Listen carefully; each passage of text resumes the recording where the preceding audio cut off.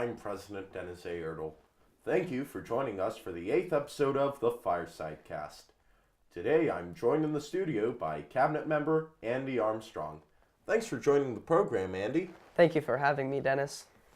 I'd like to start this week's episode by talking a bit about major events that occurred last week. Last week, bombs were mailed to prominent Democrats and critics of President Donald Trump.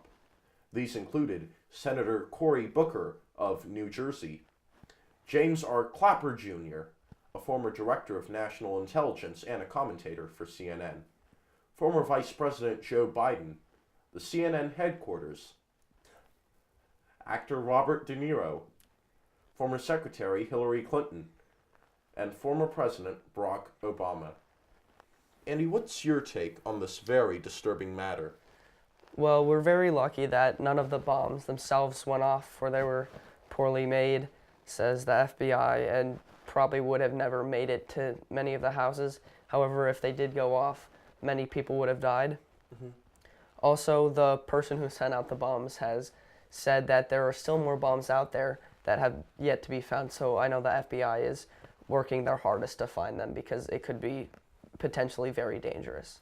And the apparent perpetrator of these attacks, or attempted attacks, was a man named Cesar Sayuk of Ventura, Florida, and he was 56 years old, and he was taken into custody by FBI agents last Friday in Florida. And I wonder what could have been possible motives for these attempted attacks.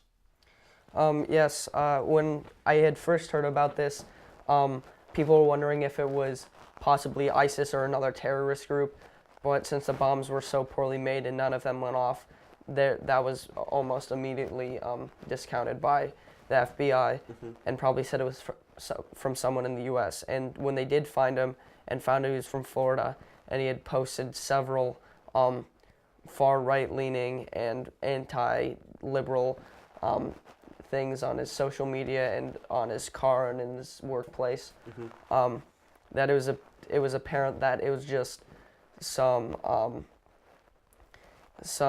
stunt to try to either kill or just make press. I know that also on his van there were multiple stickers and decals expressing support for the president and other far-right viewpoints. And also there was a bumper sticker that read, "CNN sucks," and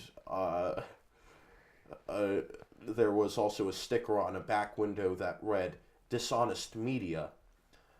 Do you think that the president's rhetoric might have influenced this man to attempt to carry out these attacks? I personally say that it probably wasn't the main cause, though the president does sometimes get a little bit out there in what he says. I see how this man could have possibly interpreted some of his comments as to harm Democrats and make their horrible people. But I think it was more of himself and his morals and what he thinks. From southern Florida, yeah. I see. So you don't think that the president's rhetoric towards the media, like CNN, calling them liars and accusing them of attacking the president often, do you? So you're saying that didn't really have an effect on Mr. Sayek's motives? Well, obvious the bumper sticker says CNN sucks. That it obviously influenced in what he sort of thought, but I don't think it was one of the main like driving motives. It was just probably he's grown up this way and he sees someone in power who he thinks like him. He sees that and thinks, oh, well, I can do this and it'll be good or better our country, which obviously it won't. I see. And of course, like you said earlier, we were very lucky that None of these bombs went off. The FBI bomb squads were able to handle this matter with a very high level of expertise, and they handled the matter very professionally, I think. Now, to move on to our second topic for this week's episode, there was a shooting at a Pittsburgh synagogue last weekend where 11 people were killed and 6 people were injured. And I believe it is the deadliest attack on American Jews. What is your take on this very saddening matter? Well, it was horrible that it happened, and this person had been, for the most part, he had been sort of unassuming to his neighbors. I mean, he wasn't necessarily friendly to them, but he was not unfriendly. If they waved to him, he would wave hi back, and there was nothing that could have pointed it out to do this. The only thing that would have was on this social media site called Gab, where it is essentially Twitter, but it doesn't have any policy on what you can say, so you can put out the most hateful, racist stuff, and it won't be taken down. And on there, for a while, he had been saying very anti-Semitic stuff on there, and it was just a shame that nobody had caught that and done something about it before this could get out of hand. I wonder if this brings up the question about when major social media sites like Facebook and Twitter ban users for inciting hate speech. Do these people just move on to different platforms? And if so, is it better to just let them stay on the major platforms? Because then we can at least see who these evil people are. Because otherwise, they're behind the curtain and you don't really see who these people are. They're not in the limelight. What do you think about this? I do think that it should be better if they were either banned from a site for saying stuff like that. Maybe just, I don't know how this would be accomplished, but make it so that they can't use social media for a while, or like follow them track them on what they are saying, because I don't think it would be good for them to be on a major platform and saying what they're saying, because they attract more attention that way, and that's the main reason what they want to accomplish, to attract attention to themselves. But on these minor platforms like Gab, their speech is unrestricted. There's no one deciding what they get to say, so I do see the issue there. To transition a little bit, the shooter, Robert Bowers, had 3 handguns and an AR-15. Now, after every shooting, this debate always pops up, and that's the gun control debate. Should a man be able to have an automatic weapon like an AR-15? I believe that some of these guns were purchased illegally. I'm not sure which ones were. I cannot say for that, but if they were obtained illegally, then we just need to have ways to find these illegal gun sellers, which crop up in most mass shootings, like Las Vegas and some of the school shootings. Most of them were committed by illegal guns being purchased. But I do believe that the Las Vegas shooter had purchased his arms legally. He had a bunch of guns, and I'm pretty sure he did have some guns that were purchased illegally, though mixed in with guns that were. So I'm not sure on that, but... I see. In regards to gun control, I am an avid believer in our Constitution, and in the Second Amendment, the U.S. Constitution does say And you know what? The Constitution's right here. I'll quote directly from the Constitution. And it says right here that a well-regulated militia being necessary to the security of a free state, the right of the people to keep and bear arms shall not be infringed. Now, what I'd like to point out here is that the Second Amendment is mainly about a militia, Yes. not about maintaining arms, although there is, the second sentence does say the right to bear arms shall not be infringed. I think a lot of people forget that the Second Amendment is actually about maintaining a well-regulated militia.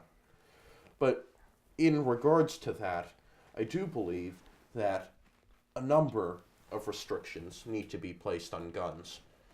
No one other than a law-abiding citizen in this nation should have guns. Someone like an Al-Qaeda terrorist on a no-fly list should not be able to get a gun. Someone like Robert Bowers, mentally ill, should not be able to get a gun. That's why I believe that we should incorporate a certain level of background checks so that we can make sure that guns stay in the hands of law-abiding citizens and not other bad people. Because one bad person with a gun can end it all. Yes. And there is, of course, the gun show loophole as well, where people can purchase guns at gun shows without background checks at all. Well, I'd like to transition a little bit to another matter that came up early this week, and that is the division in Pittsburgh between some of the pro-Trump Jews and the anti-Trump Democratic Jews. I know when the president was visiting the Tree of Life Synagogue earlier this week, that was met by disapproval by some of the Democratic Jews because of his stance towards, he has been accused of inciting hate speech in the past. However, some of the pro-Trump Jews have pointed to President Trump being a strong supporter of America's ties with Israel, especially considering that he went to Israel a number of times and met with the Prime Minister Benjamin Netanyahu and even moved the American embassy from Tel Aviv to Jerusalem, which has been met with criticism from a number of countries across the world. What is your take on this matter? The person who actually, Robert Bowers, said on Gab also that he really did not like Trump because of what he has done with Israel and Jews in the past in America. He does not like Trump's social standing with them, so he said on one of his posts that he would take the matters into his own hands, and then that's when he committed the shooting.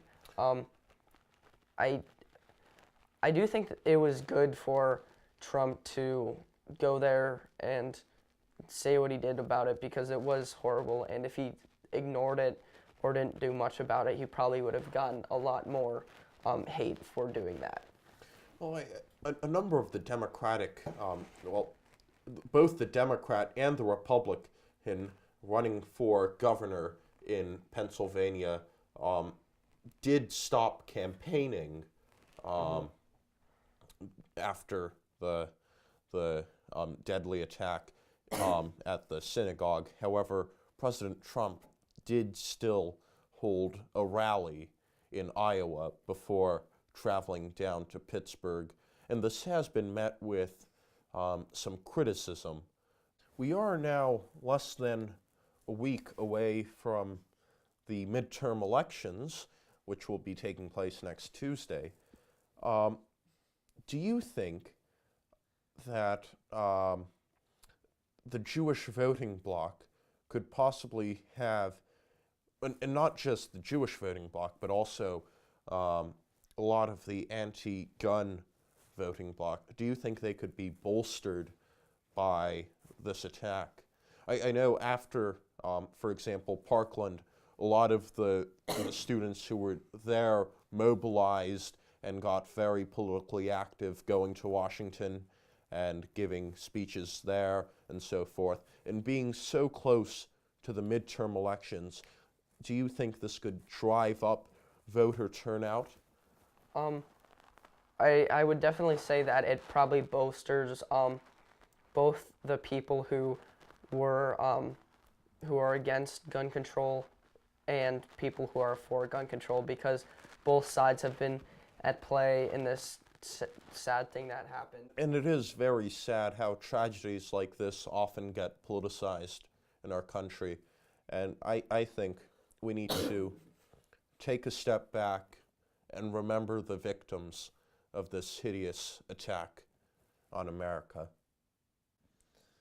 And now, in regards to the midterm elections, I would like to make the official prediction of the class president of the class of 2021.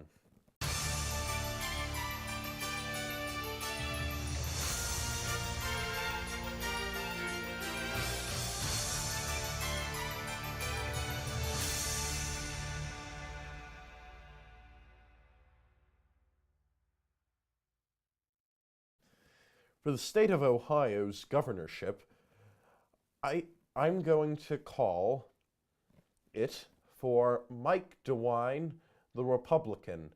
However, he will win by a very, very slim margin, and I think Richard Cordray still has a chance, but I think Mike DeWine will edge him out by a very slim margin. In regards to our local election, I am going to call it for Steve Stivers, the Republican. However, I will also be predicting that the Democrats will be taking the House of Representatives this year with 232 Democratic seats and 203 Republican seats. 218 is required for a majority. In regards to the Senate election, I'm going to predict that our current Senator, Sherrod Brown, Democrat, keeps his seat. However, I will also be predicting that the Senate breakdown will stay the same, with 51 Republicans and 49 Democrats. That is the presidential prediction. Well, thank you for joining this week's program, Andy. Thank you for having me, Dennis. Major funding for the Fireside Cast has been provided by Serpent Cinematography, TV Productions, the Combat Robot Kev Foundation, empowering robotics engineering since 2016. and from contributions from listeners like you. Thank you.